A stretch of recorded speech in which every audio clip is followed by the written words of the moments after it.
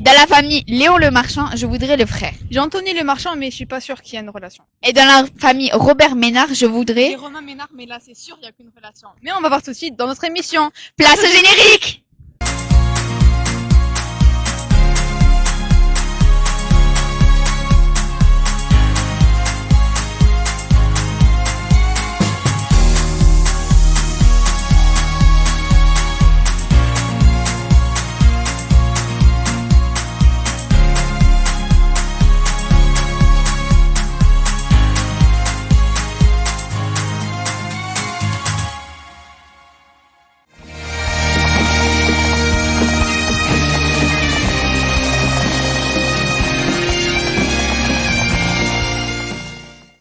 Quels sont les conseils que vous donneriez aux jeunes qui veulent se lancer dans la voile de compétition? Les conseils, non, c'est surtout d'une manière générale, c'est dans la voile de compétition ou n'importe quel sport, c'est quand on a une passion et qu'on a vraiment envie d'y accéder ou de le faire, c'est pas hésiter à y aller, et à s'entraîner, à tout donner, à rester motivé, même pendant les petits moments de doute. C'est surtout ça, voilà, c'est un athlète de haut niveau, il passe par toutes les émotions, par de la joie, de la réussite, de l'échec, de la tristesse, et le but c'est de toujours rester accroché à son objectif. Quelles sont les qualités personnelles que vous pensez être le plus importantes pour un navigateur sur un ultime? Les qualités, alors je pense que ce soit pour un ultime ou plein de bateaux différents, surtout pour de la course au large en solitaire ou en équipage réduit en double, c'est d'être un peu MacGyver, un peu bricoleur. Il faut réussir à comprendre un petit peu tout ce qui est réussir à bricoler l'électronique, l'hydraulique, la mécanique, la stratification, parce que nos bateaux sont en fibre de carbone, réussir à réparer tout ça. Donc c'est un petit côté couteau suisse. Euh, quels ont été les moments les plus importants de votre carrière et qui vous emmènent là où vous êtes aujourd'hui? Les moments les plus importants de ma carrière, ça reste les premières navigations en optimiste. Quand j'étais tout petit, à 10 ans, c'était des moments forts qui m'ont ouvert un peu une voie, des rêves. Ça a été après, on va dire, ma victoire sur plusieurs étapes sur le circuit Figaro, là, sur la solitaire du Figaro. C'est un petit bateau monocoque de 10 mètres. On fait des courses qui durent 3-4 jours, et c'est vraiment dans ces circuits-là, le circuit Figaro, qui est un peu le vivier des futurs marins course au large. Et ouais, ça a été tout ça. Ça a été aussi la rencontre avec Yves Le Blévec, qui était l'ancien skipper du team actuel et qui m'a ouvert les portes à la navigation sur cette machine. Donc ça a été des victoires, des bons classements, ça a été des rencontres aussi.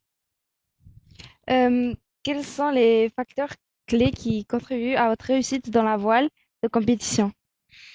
Les facteurs clés, c'est surtout un facteur clé, c'est de jamais baisser les bras, et un peu ce que je disais tout à l'heure, et de toujours vouloir atteindre son objectif, qui est de faire de la course au large, et à la moindre embûche, toujours se relever pour aller de l'avant. Quels sont les défis que vous rencontrez lorsque vous naviguez avec un co-skipper et comment les gérez-vous? Alors le défi, c'est de bien s'entendre jusqu'à la ligne d'arrivée. Non, non, non, les défis, c'est avec le co-skipper. Si, ça peut être ça aussi, c'est de bien s'entendre jusqu'au bout, jusqu'à la ligne d'arrivée, être dans la même vision, avoir toujours le même objectif. L'humain, c'est une priorité aussi dans notre sport, dans la course au large.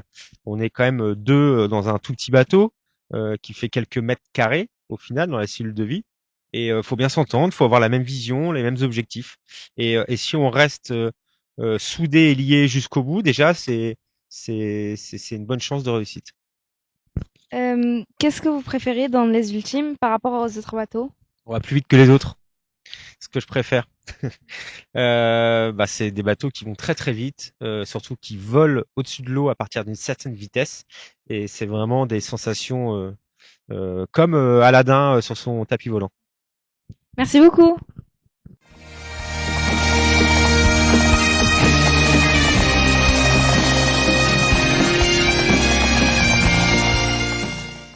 Bonjour.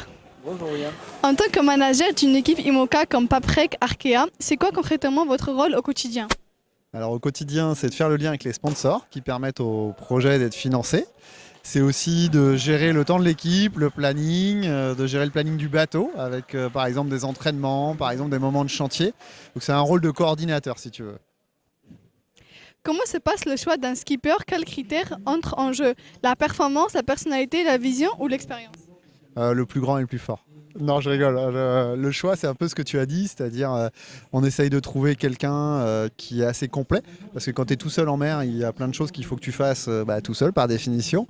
Donc on essaye de trouver quelqu'un qui a de l'expérience en mer pour pouvoir gérer son bateau, gérer la stratégie, où aller, qui est aussi avec une bonne connaissance technique, parce qu'il y a beaucoup de domaines de compétences différents. Ça peut être de l'électronique, ça peut être de la colle, de la couture, ça peut être aussi se réparer soi-même si tu te casses, si tu te blesses.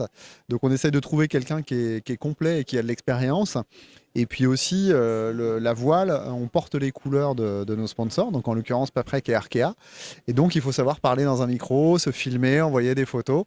Donc on cherche quelqu'un qui est quand même très complet, tu vois, entre un technicien, un sportif et en même temps quelqu'un qui est capable de communiquer. Manager une team de haut niveau en course au large, ça ressemble à quoi? Vous gérez plus de marins ou une véritable entreprise sportive?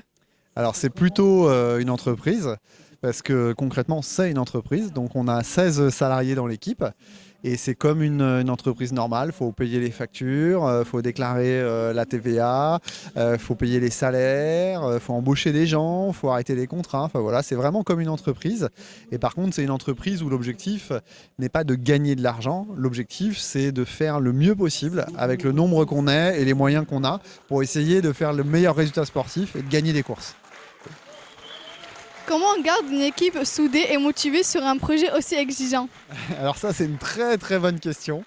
On essaye d'être vigilant sur le rythme du travail parce qu'on a des gens qui sont très très passionnés, donc qui sont contents de travailler sur le bateau, et il faut faire attention parce qu'en fait quand tu es passionné tu travailles très très fort et des fois tu es fatigué, et après quand tu es fatigué tu es un peu moins sympa avec tes collègues, donc on essaye de garder l'équipe soudée et de faire aussi des activités en commun. Donc par exemple on essaie de faire naviguer tout le monde dans l'équipe pour que tout le monde puisse avoir un moment sur le bateau, éventuellement faire des convoyages. Donc des convoyages c'est quand tu prends le bateau et que par exemple tu l'amènes au Havre pour le départ de la transat du Café L'Or.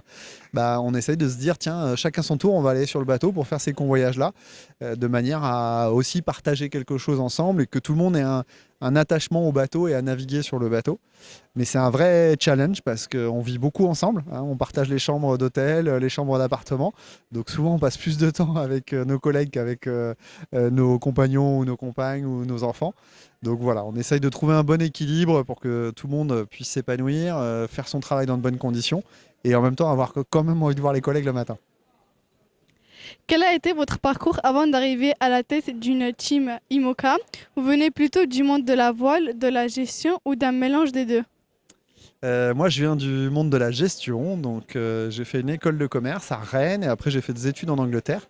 Et j'ai toujours voulu travailler dans le sport parce que ça me motivait, le côté performance, le côté essayer de faire le mieux possible avec l'énergie qu'on a, l'envie qu'on a. Et j'ai eu la chance, j'ai réussi à faire un petit stage la première fois. Et puis ce stage-là, en fait, les gens m'ont fait confiance et ils m'ont donné un peu plus de responsabilités. Et à la fin, ils m'ont embauché. Qu'est-ce qui vous passionne le plus dans ce métier? Le défi sportif, la technique ou l'humain derrière tout ça? Un peu les trois. Donc ce qui me passionne, c'est à la fois le sportif, parce que c'est vraiment ça qui me motive, de me dire on va gagner la course et on a fait le mieux possible. La technologie sur ces bateaux, c'est vraiment extraordinaire parce que c'est quand même les bateaux à la voile qui vont les plus vite au monde. Ils vont plus vite que des bateaux à moteur parce qu'en fait on arrive à passer dans des vagues de 8 mètres là où les bateaux à moteur ils vont pas réussir à suivre. Et puis le fait de travailler en équipe et de se dire que quand tu es tout seul, en fait oui, tu es tout seul, tu avances, tu fais des trucs, mais en fait tu peux pas tout faire. Et quand tu es en équipe, tu arrives à faire beaucoup plus de choses. Par contre, tu as un travail de coordination pour que tout le monde avance en même temps. Et ça, c'est assez passionnant. C'est pas tous les jours facile, mais c'est passionnant. Merci beaucoup. Merci, William. Amira, attends-moi! Attends, mais tu vas faire quoi en salle de presse? Mais je vais trier les images du jour. Place aux images du jour!